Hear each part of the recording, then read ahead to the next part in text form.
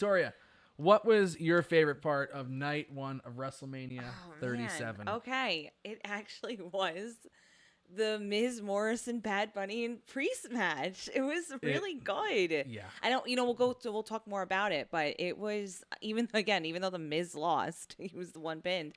It still was a really good match, and Bad Bunny, wow.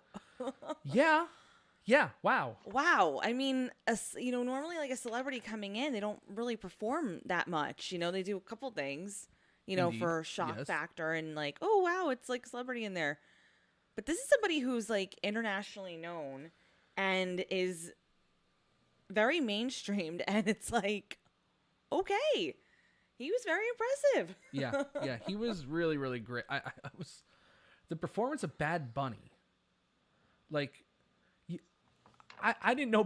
Honest to God, I didn't know what a Bad Bunny was. I didn't know Bad Bunny before the Booker T performance at Royal Rumble, and I didn't particularly like the song. I was just like, it was whatever. And a lot of people jumped on me like immediately as soon as I said that. I was like, Oh my God. It just wasn't a good song. I don't. I appreciate that he did something for Booker T, and I appreciate that him doing this song got Booker T to don the GI Bro gear again. I mean, that in itself is a freaking win. But I just didn't think the song was good. Oh, you're a boomer. I was like, oh, fuck yourself, boomer. Go scratch, bro. Boomer. Give me a break. It just wasn't a good song. Anyway, but Bad Bunny is a legitimate star. Grammy winner. And this is just in the time he's been with WWE. He's won a Grammy. He's been on Saturday Night Live. He's been all over the place. This is a major get for WWE to get this guy. And it would be enough if he just did like the Snooki thing and came in the ring at the end. And notice John Morrison was in that match too. Yeah. Oh, yes. Notice John Morrison was in that match. That's a very good point. Yeah. And the Miz was main eventing that pay per view. All right, relax. I'm just saying that was 10 years ago. Calm down. Anyway, but like they could have just done the Snooki thing and had like Bad Bunny come in there and like do a bunny hop elbow to the corner and just pin the Miz or whatever and just like be like the stupidest thing on earth. But Bad Bunny put in a performance as a celebrity at WrestleMania.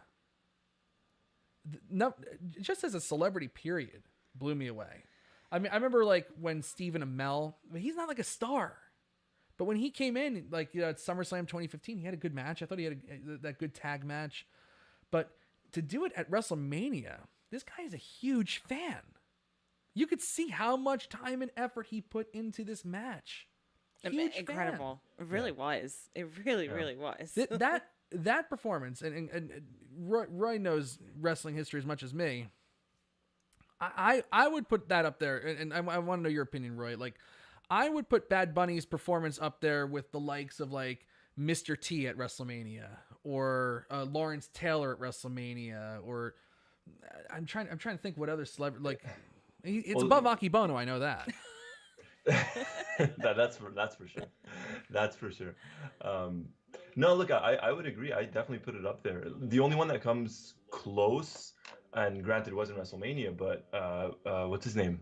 Pat McAfee. Oh God, yes, Pat McAfee, of course. Like he surprised the crap out of me. Yeah. But no, definitely Bad Bunny tonight was like they did the complete opposite of what they did with AJ Styles and Omos, where it was, AJ for 20 minutes or 90% of it, and then almost the last like 2 minutes. This was all Bad Bunny. Yes. I was surprised as fuck with that Canadian Destroyer at the end.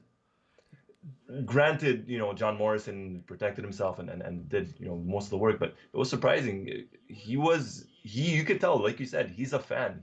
And in terms of celebrities, I would put that up there. I would, for me anyways, that's better than Mr. T, and that's better than Lawrence Taylor at WrestleMania 11, just for the fact that it's a bigger audience, the pressure's on him. I'm not saying he's a bigger star than Lawrence Taylor was or Mr. T or anything like that, but there are more people watching WrestleMania now than there was at WrestleMania 11 or 35 years ago at WrestleMania 2. And the pressure's on him. If he screws up, he'll become an internet meme overnight. And he took those risks and high risk, high reward, because it freaking paid off. Yeah. That was on when he pulled off that Canadian Destroyer, man. I was like, what? I think I put in in the recap, I just go, what?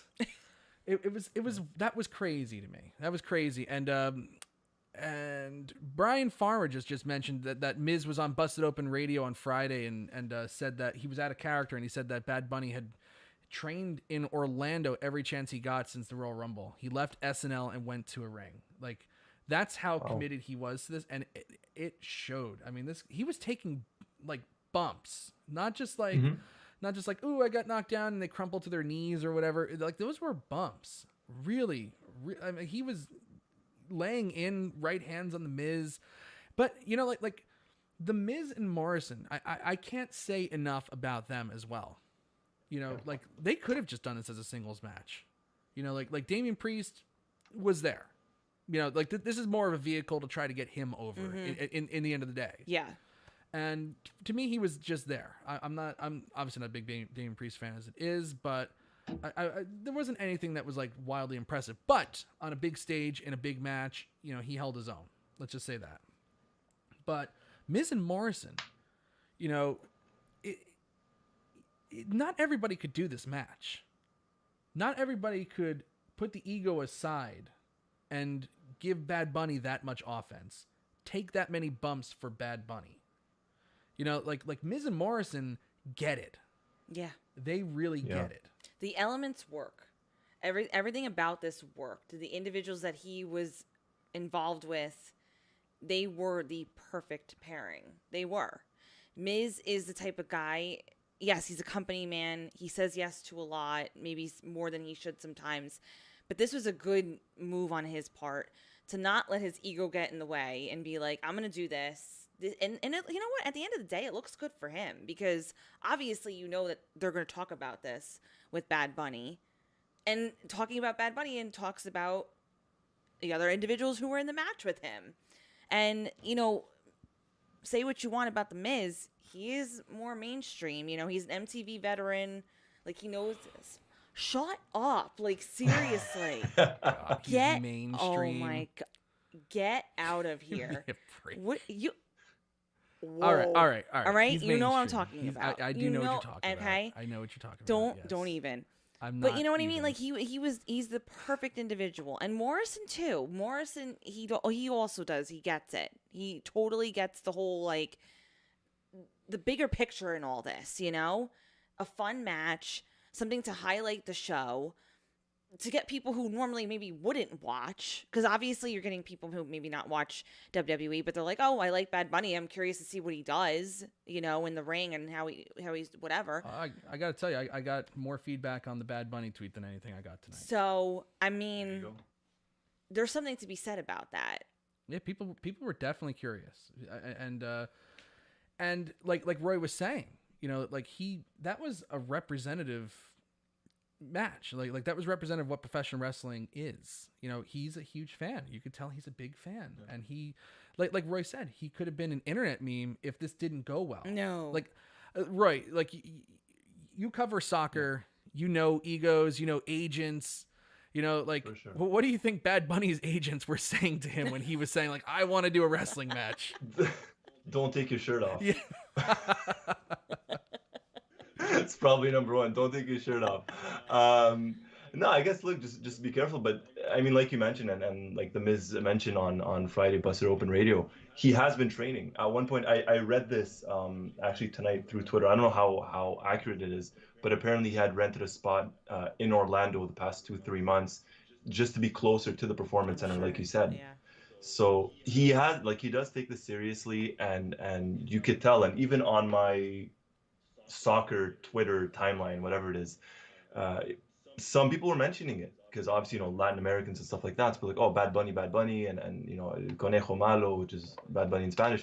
And then I'm like, what? So I start reading, and people are retweeting his Canadian Destroyer. People are retweeting Miz's reaction to it. The what's it called? Was it the Falcon Arrow that he did? Yeah. On Morrison as well. So it got attention. It got attention again once more in the Latin community, at least a little bit in soccer as well, which is surprising. And it tells you how big of a coup this was for Vince and the WWE. Yeah.